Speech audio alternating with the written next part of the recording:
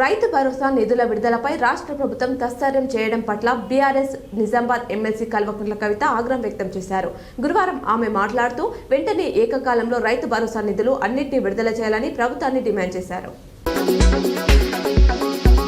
రంజాన్ నేపథ్యంలో అర్ధరాత్రి దుకాణాలు తెరవడానికి అనుమతించాలని కోరుతూ ఎంఐఎం నాయకులు గురువారం నిజామాబాద్ ఇన్ఛార్జ్ సిపి సింధు శర్మకు వినతి పత్రం అందజేశారు. ఈ నెల 13, 14 తేదీల్లో షబ్ హే భరత్ రంజాన్ మాసం సందర్భంగా అహ్మదీ బజార్, గాంధీ చౌక్, నెహ్రూ పార్క్, కిల్లా రోడ్, బోధన్ చౌక్ ప్రాంతాల్లో అర్ధరాత్రి దుకాణాలు నిర్వహించుకోవడానికి అనుమతించాలని కోరారు.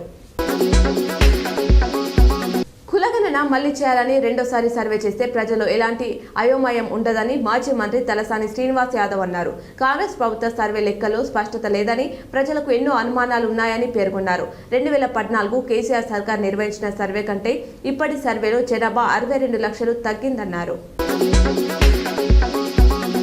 బైక్ చోరీకి పాల్పడ్డ నిందితుడిని అరెస్ట్ చేసి రిమాండ్కు తరలించినట్లు డిచ్పల్లి సిఐ మల్లేష్ జగన్పల్లి ఎస్ఐ తిరుపతి తెలిపారు. మండలంలోని పడకల్ గ్రామానికి చెందిన సాయన్న బైక్ ఈ నెల 5వ తేదీన చోరీకి గురైంది. బాధితుడు ఫిర్యాదుతో కేసు నమోదు చేసి దర్యాప్తు చేపట్టగా మనోహరాబాద్లో రాకేష్ వద్ద గుర్తించి అదుపులోకి తీసుకున్నారు. మెదక్, నిజామాబాద్, ఆదిలాబాద్, కరీంనగర్ పట్టాభద్రుల ఎమ్మెల్సీ అభ్యర్థిగా అశోక్ గౌడ్ గురువారం నామినేషన్ వేశారు. కరీంనగర్ కలెక్టర్ కార్యాలయంలో రిటర్నింగ్ ఆఫీసర్ పమేలా సత్పతి చాంబర్లో నామినేషన్ పత్రాలు అందజేశారు.